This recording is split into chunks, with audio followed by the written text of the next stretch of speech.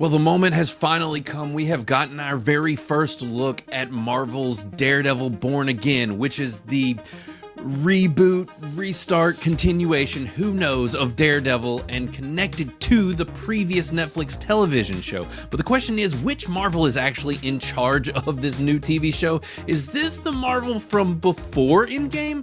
Or is it the Marvel from after Endgame? Because, well, I don't even think I need to explain that part. Then if it's color we need, let's bring the rainbow.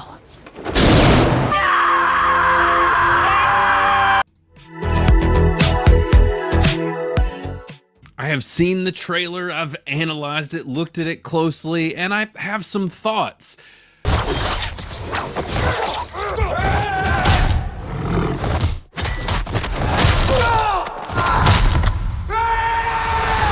But first, make sure that you visit criticalist.com. We're an entertainment reviewing platform, or you can download us in the Android or Apple app stores, and then hit that subscribe button down below if you want to keep up to date on all the latest entertainment information and latest reviews on the things that are coming out in theaters and television. But let's go ahead and move on into talking about this trailer, because I'm quite excited that we got this and we've finally gotten to see what's going on here, and if this is going to be anything even close to what we got with the Netflix television show. Anybody who watched Marvel's Daredevil, the seasons 1 through 3, knows that this is one of the best superhero things ever made, ever. It was on another level, and yet somehow it stayed out of the MCU, and then they decided to bring it in, and we got the likes of this.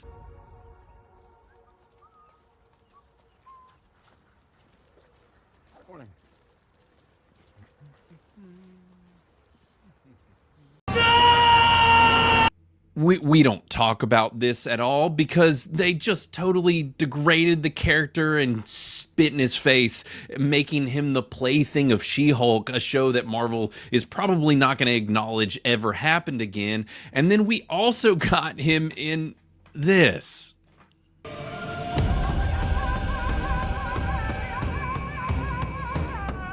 No!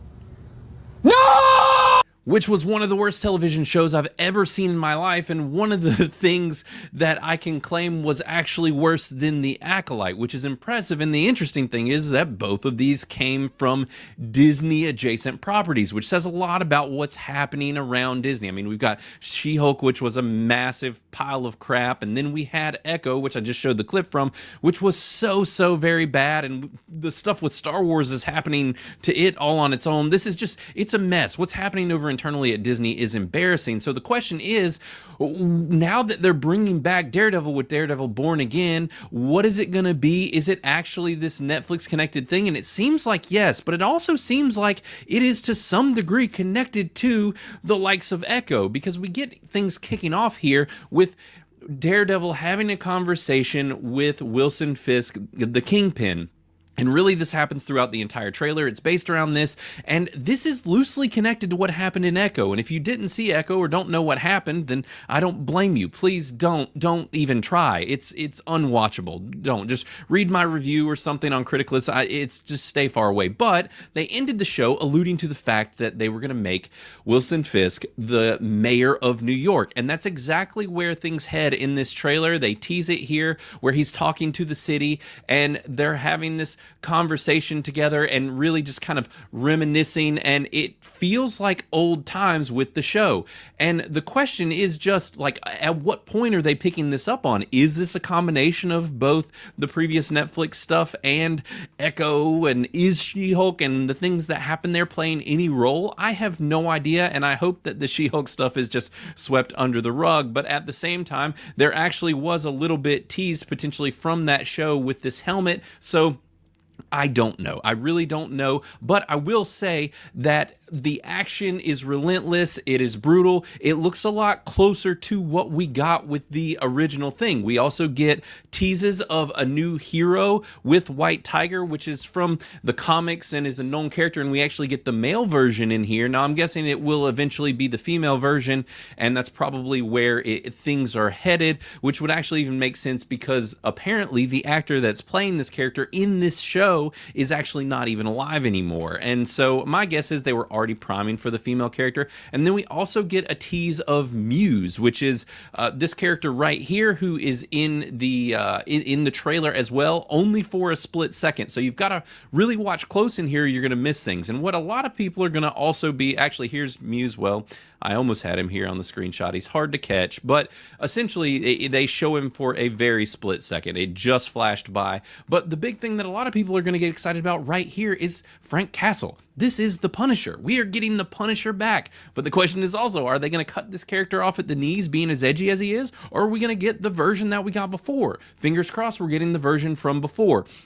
And if you did not know, this show has been going through development hell. And basically it ended up picking up another showrunner, it ended up picking up new directors, and they basically scrapped a large portion of what they had made, I think just due to bad reception with what happened with Echo, with what happened with She-Hulk, and they realized that they were heading down the wrong path. And so I did some digging. It's like, who's attached to this? And apparently this Dario guy is going to be working on it, and he is writing it. And this is the guy who actually wrote the Punisher TV series, which is a good sign, along with Jack Ryan and some other fairly well-received things. So this is a good sign for who's writing it. And then Justin Benson and another guy are actually who's going to be directing. And these guys worked on Loki, Moon Knight, Archive 81, Synchronic, which was a fairly good movie, and the same for Endless. So these guys have done fairly good work. It's just a matter of the script that they are given and what they can do with it, because obviously people are of varying reception as far as Loki and Moon Knight go. I actually fairly liked both those, considering how bad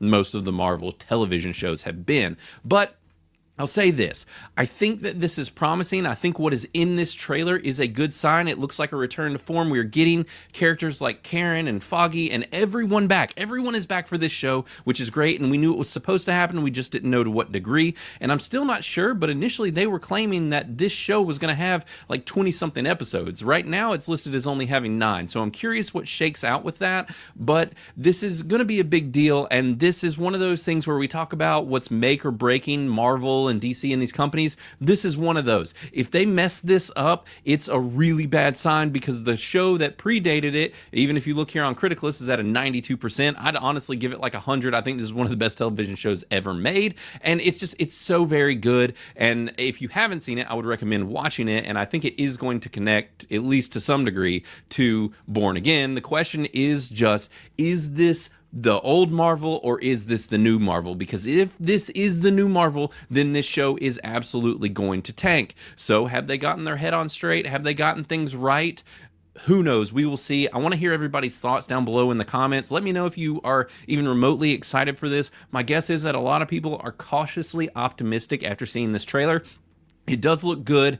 This show was known for having some of the best action of it, hands down, anything in the MCU, but just anything on television in general. And the question is if they're going to insert a whole lot of CG, and are the fight scenes going to be visceral enough? Like there's this scene right here where you were picking up on like some CG damage and blood that happens to this guy's face, which worries me a little bit. So I just do not know where this is headed, but at least looks fairly good. It looks filmed well, and everybody's back. So we'll see. We're very close to the release. It looks like it's coming out on March 4th, so you don't have to wait too long. But I want to know what everybody thinks about Daredevil Born Again down below in those comments, like I said, and then hit that subscribe button, hit the likes, and I will be back again with a review or the news very soon. Everybody take it easy.